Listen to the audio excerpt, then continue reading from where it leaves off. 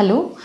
IA ఎవరు చేయించుకోవచ్చు అంటే ఫీమేల్స్లో పీసీఓడి ఉన్న వాళ్ళకి. పీసీఓడి అంటే ఎగ్స్ ఎక్కువ ఉన్నా కూడా ఒకటి కూడా పెద్దదయ్యి అది ఎగ్ రిలీజ్ చేయదు.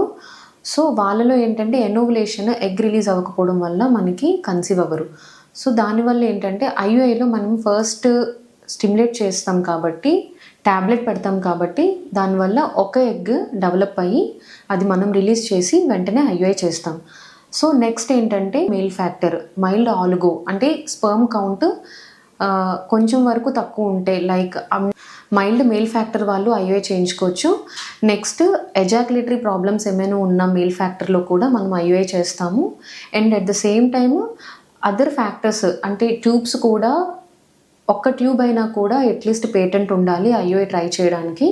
సో ఈ ఫ్యాక్టర్స్ అన్నీ ఉంటేనే మనకి ఐయుఐ అనేది సక్సెస్ రేట్ ఉంటుంది.